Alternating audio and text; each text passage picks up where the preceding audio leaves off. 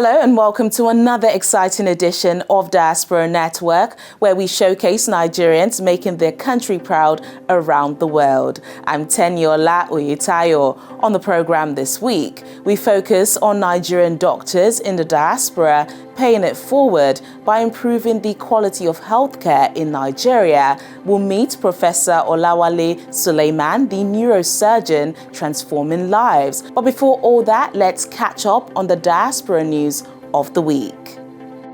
Disney has released a trailer for their original animated series, Iwaju, based on a futuristic Lagos city. You want to see the real Lagos? Yes, let's go! Welcome to Lagos, Nigeria. Tolab, your daddy has done well for himself. The flick, which stars an all-Nigerian cast, has been in the works for over 5 years. In 2020, one of the show's creators, Ziki Nelson, said the name, which translates to the future in Yoruba, represents his childhood dream to tell his story and that of his people. The exciting coming-of-age tale follows Tola, a young girl from a wealthy island, and her best friend Kole, as they discover the secrets and dangers hidden in their different worlds.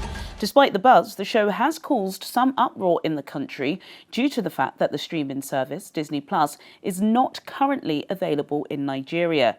Critics claim that Disney is profiting of West African culture, while the interests of real Nigerians have been neglected.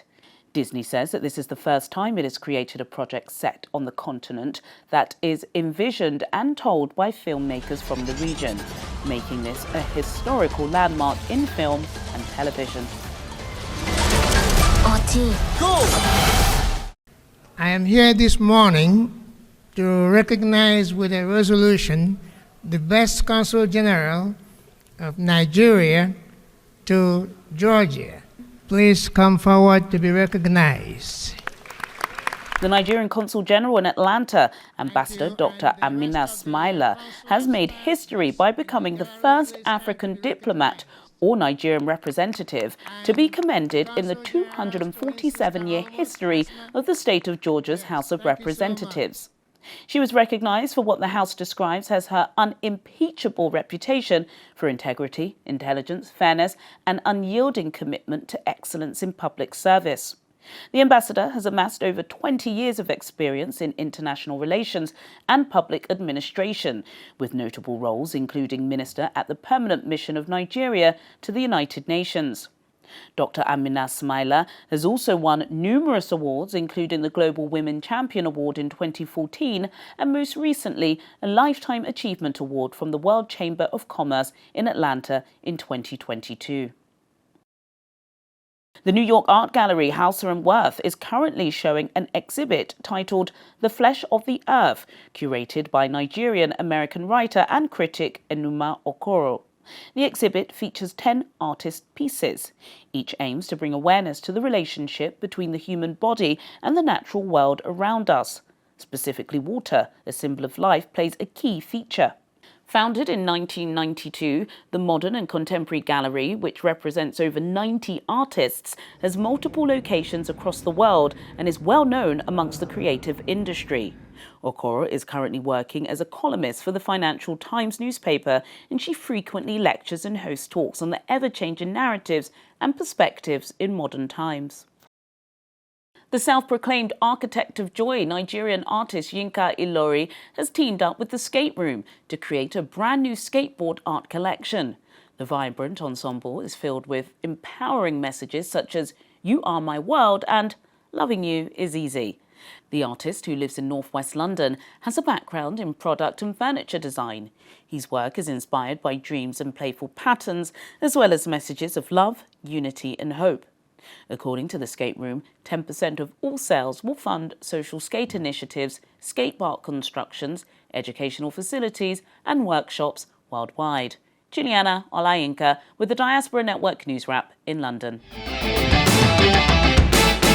It's a well-known fact that many doctors of Nigerian heritage are making significant contributions to the transformation and preservation of lives worldwide. Additionally, a considerable number of them are dedicated to enhancing healthcare systems in Nigeria.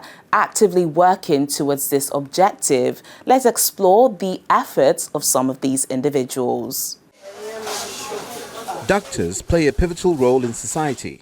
They serve as guardians of health and well-being, a role that extends beyond diagnosing and treating illnesses, as they are educators, innovators, and advocates of impact. Knowledge exchange and skill sharing between medical personnel contributes a great deal in improving global healthcare systems, as it presents an opportunity for them to learn more about innovative medical practices, advanced technologies, and improved patient care models. Nigerian doctors benefit immensely from the expertise and experiences of international doctors, and on the other hand, they also offer their unique perspectives and experiences to international doctors, making significant contributions to the global health scene through their expertise and dedication.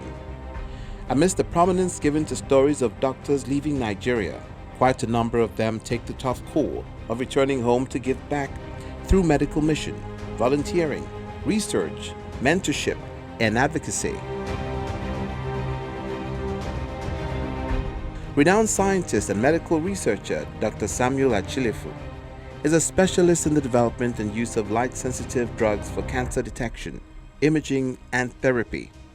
He conceived and led the development of a novel wearable cancer viewing goggles for the accurate removal of cancer cells during surgery.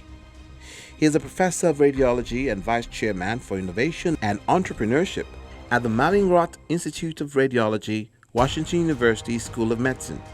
He holds joint appointments as a professor of medicine, biochemistry and molecular biophysics, and biomedical engineering. Another Nigerian doctor who is contributing to global healthcare development is Dr. Benjamin Anyanwu. He's a distinguished neurologist in North Carolina and specializes in diagnosing, treating, and managing disorders of the brain and nervous system. With expertise in handling complex conditions like epilepsy, multiple sclerosis, and migraines. After decades of practice in the United States, Dr. Anyanwu returned to work in Nigeria. He is the Executive Medical Director of Regions Healthcare, a multi-specialty facility that provides nephrology, renal replacement therapies, dialysis, diagnostics, cardiology, and various intensive care specializations in Imo State. He is committed to saving lives and mentoring young health professionals in the country. Dr. Richard Okoye has made remarkable efforts to revolutionize healthcare delivery in Africa. He is the chairman of the Save a Life group, consisting of missions hospitals, pharmaceuticals, and a software development company based in the US. In 2012, he rejected an offer of $20 million from a corporate group in Dubai for the sale of his company, and instead chose to start up his mission in Africa. Dr. Okoye says his vision is to reverse medical tourism towards Africa through provision of unparalleled, world-class healthcare services. He has sponsored the training of some doctors abroad and supports various hospitals in healthcare improvement and equipment. These and many more Nigerian doctors continue to shine globally, contributing their skills and leaving a lasting impact on global health policies, guidelines, and initiatives.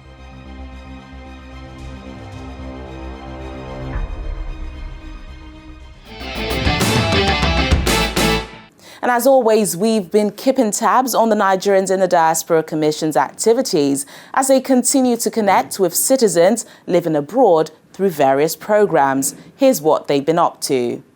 The Minister of Industry, Trade and Investment, Dr. Doris Uzoka-Nite, has commended the Nigerians in Diaspora Commission for partnering with the private sector-led Nigerian Diaspora Summit initiative to organize the Nigerian Diaspora Investment Summit, which has provided a platform for Nigerians who want to invest back home. The minister gave the commendation during a courtesy visit by Chairman of the Commission, Mrs. Abike Dabiri-Erewa, and her team. Mrs. Dabiri-Erewa seizes the opportunity to call for more synergy between the Commission and the Ministry to enhance diaspora direct investment. A few demands or a few requests we're making to you. Number one is that we need to have a diaspora desk in the Ministry of Trade and Investment. We have a diaspora policy that actually says that MDAs that are relevant to what we're doing should have a diaspora desk. So we're hoping that under your leadership, We have that diaspora. There's as a focal point for everything diaspora investment that will be happening in Nigeria. Another minister I tell you, you'll be very proud of what Nigerians in the diaspora have been doing and will continue to do. Corroborating with the NIDCOM boss, the minister expresses the need to work closely with the Commission to boost diaspora investments in the country. As a ministry, we are charged with the responsibility to drive investments inwardly from outside, that's from foreign countries, whether they're diasporans or just traditional investors, or locally, domestically, by others who are looking to invest within Nigeria. And then our job is to create investment opportunity and the platform to enable that to happen and to support the investments when they happen. In a separate meeting at her office in Abuja, the NIDCOM boss receives middleweight boxing champion Raphael Bokwe, popularly known as Trouble. The boxer is visiting home for the first time in 12 years, and Mrs. Dabiri Erewa commends his work and urges him to continue to be a good ambassador of the country. The US-based boxer is credited to have 18 wins, 3 losses, and 11 knockouts.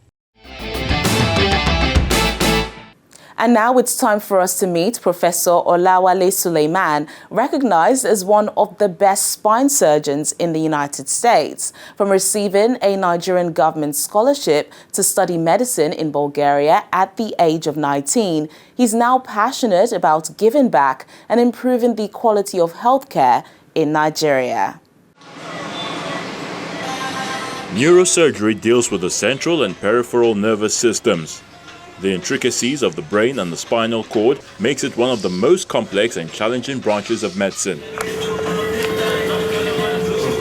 Nigerian-born Dr. Olawale Suleiman is not only recognized for his skill as a professor of neurosurgery and spinal surgery, but also his ability to juggle operations across 2 continents. He lives in Louisiana and serves as chairman of the neurosurgery department of the Ochsner Health System in New Orleans and splits his time between the US and Nigeria, spending at least 10 days every month providing healthcare services back home.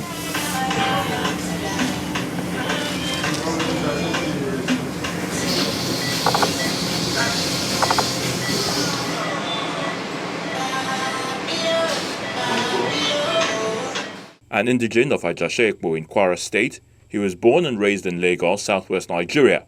At age 19, his exceptional grades earned him a scholarship that changed his life forever. If given the opportunity and the right environment, I believe strongly that every Nigerian can excel. And despite the situation we find ourselves in this country, our people are still doing amazingly well. So when we were growing up, or even in America, they talk about the American dream. And unfortunately, that is what is missing in Nigeria. There can be a Nigerian dream. I'm a typical, my full name is Olawale Adeniyi Rafiu Sulaiman. I was born on Iboshere Road. I was born and raised. The first 20 years of my life, I spent it in the deep ghetto of Lagos Island. Born there, raised there. But at that time, I was born, my dad is Sulaiman Aweda Bello. My mom is Belau Sulaiman Aweda.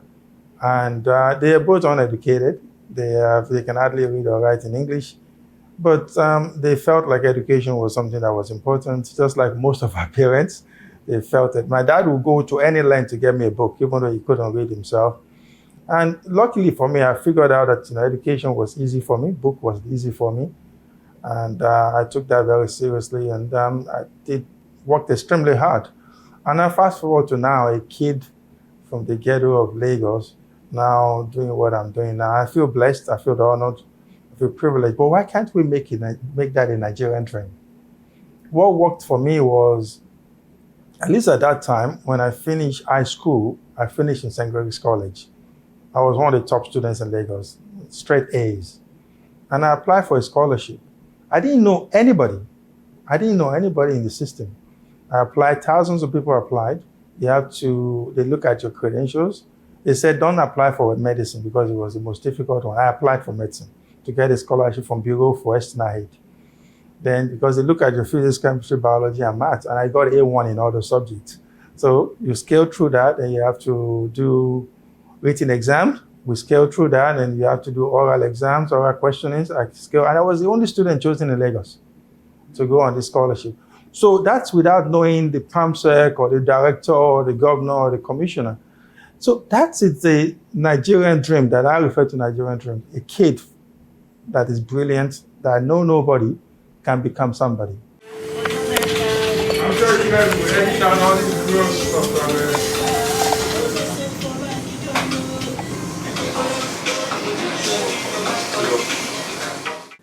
Coming up on the program, we'll hear more from Professor Suleiman, including about his recently built clinic providing neurological services in Lagos. Please stay with us.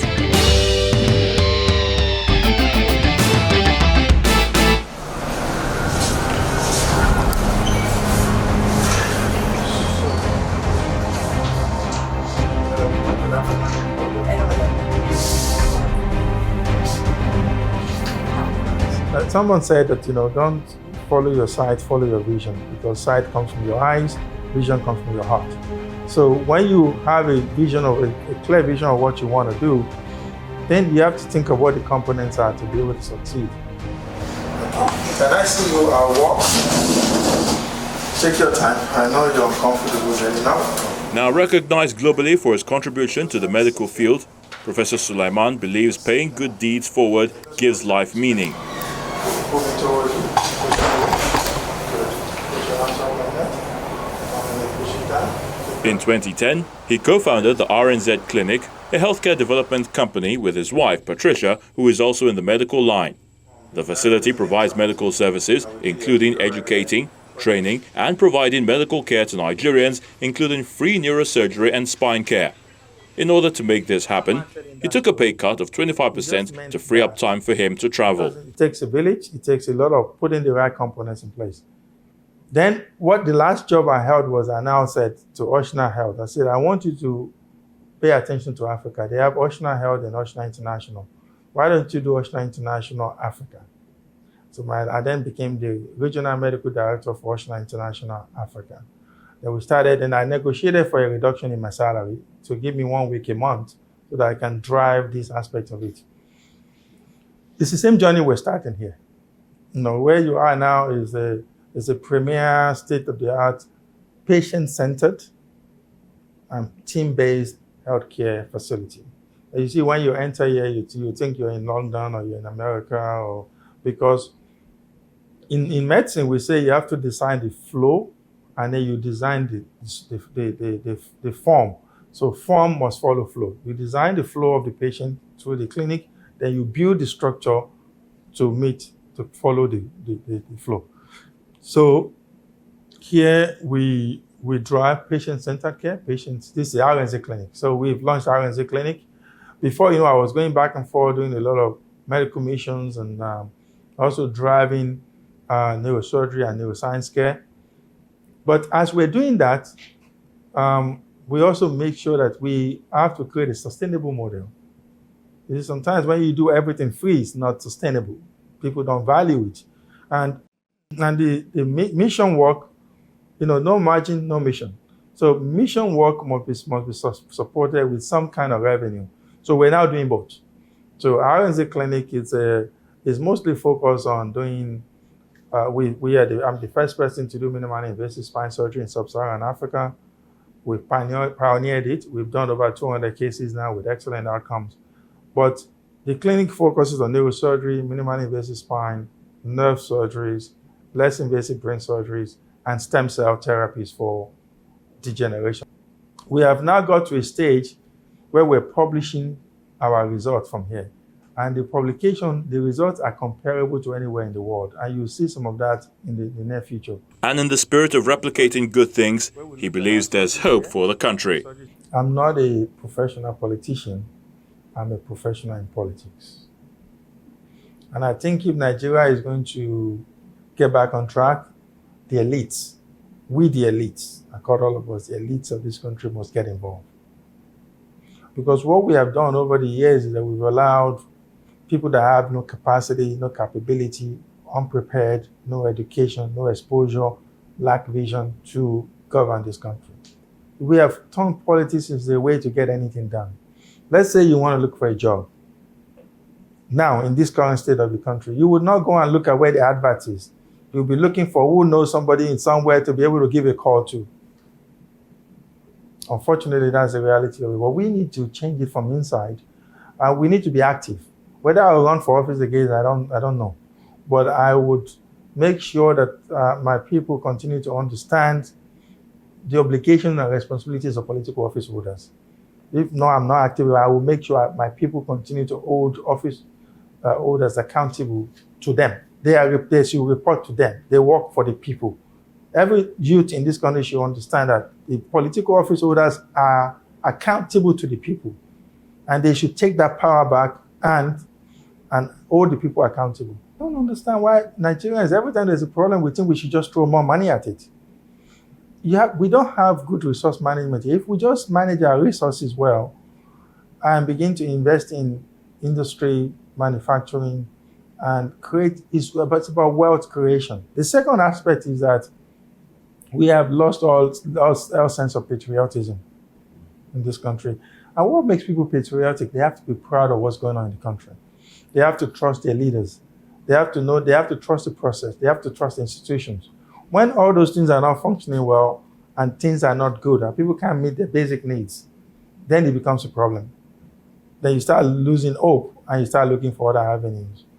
So, but at the same time, the citizens have to have a sense of ownership of this country.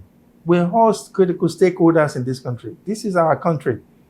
Somebody doesn't have a higher right to this country than you do or I do. So, and there are people, when you fly from Atlanta to Lagos, there are more foreigners on the plane than sometimes in the business class or the premium class than Nigerians. So people are saying things that are here that we also need to open our eyes to. But I don't fault anybody that's going somewhere to look for better opportunity for themselves. But don't go and get stuck there. You must have a clear plan, how you're going to succeed, what you're going to do. And you have to decide when you're leaving whether you're coming back or you're going never to come back, because that determines what you do over there and how you can integrate into the society. Call him an embodiment of passion, excellence and dedication to humanity, and you will not be wrong. Professor Sulaiman has received numerous laurels for his work, but he highlights a few of his proudest moments. I am most proud of, as a father and as a husband. You see, throughout my career, I've made some unusual decisions. And the unusual decisions, as an MD, PhD professor, I became a professor in my 40s. My career trajectory at that time was to go into politics of neurosurgery, become the president of all the organizations, and sit on all the scientific committees. But I decided that I wanted to give back to my country, so I jettisoned that. But what also that did for me was it brought me very close to my family. I became a better father, better husband. And then being involved with what I'm doing in Nigeria, it really brought me closer to my family. So my wife, who is like the person that really does a lot of heavy lifting to allow me to do all these things, she's the pillar of all of this. You know, if you look at any family, pay attention to the wife. The one that really, I've gotten a lot of award internationally, the one that really gladdens my heart, that makes me feel that, you know, you don't do things for recognition, but it's good to be recognized every now and then, is to be given the second highest honor in the country by the President of the Federal Republic of Nigeria, President Muhammadu Buhari, as the Red Commander of the Order of Niger. I didn't expect it. I never talked to anybody. I just got the call that you have a letter at the Ministry of Internal Affairs. I said, what letter? What did I do? They said it's a letter. I said, okay, I'm coming. They said, no, you don't come, sir. We come to you. And I was in Abuja, they brought it to me. And I said, okay. I thought it was fake. I actually felt it was fake news until I got there and I saw my certificate and I was signing. I told my wife, this is real. It's not 419. And eventually until the ceremony. So that's probably something that it's good to be recognized when you don't lobby for something. We spoke with Dr. Mansour Mathkour, a student of Professor Sulaiman's from Saudi Arabia. He is in Nigeria for the first time. Definitely, this is something that I would consider coming in the future and do here. I would like to visit at least on a yearly basis to see how things are evolving over time. And the prof, he's really fantastic. He's really visionary since the day I met him. Always been saying, hey, I want to go back and help my people. And he's always advocating for his people. And yes, he is the person that I think He's gonna make things better. He's definitely a great surgeon. He's a great mentor. He's also a read people. He knows the right and the wrong, and honestly, he's been investing in a lot of things, and I can tell that the way he's thinking and the way he's planning to do and how he's gonna promote this and make it something bigger to improve the healthcare delivery here. I think it's going to be something fantastic. And when Professor Sulaiman is not attending to patients, he spends time doing other things that he loves. I can't appreciate my wife enough. Being involved in Nigeria has made it a family affair.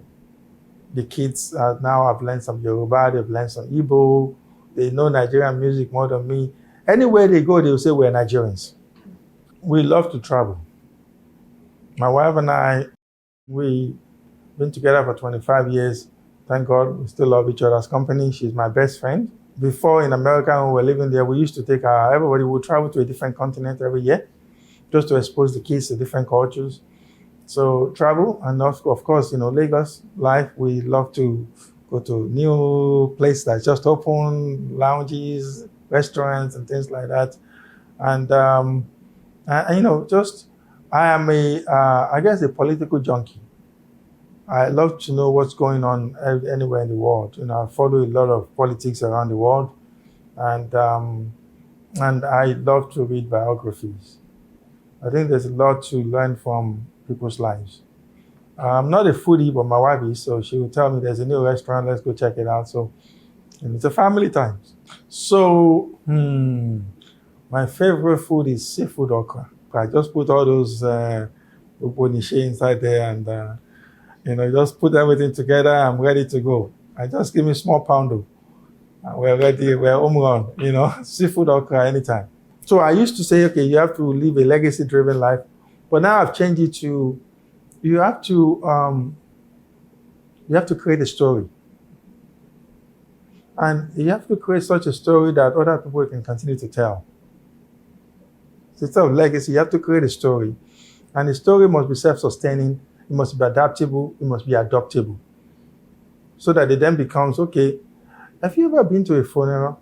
I just last time where you just buried somebody and everybody's crying and they're all sad. They all, this is the sad stories. And then just wait 5-10 minutes. Half of the people will be talking about something else. It's the reality of life, unless you create a story. And that's a wrap for this edition of Diaspora Network. Remember, you can catch more amazing stories of Nigerians around the world on our YouTube channel and website, channelstv.com. Until next time, I'm Teniola Oyetayo. Bye for now.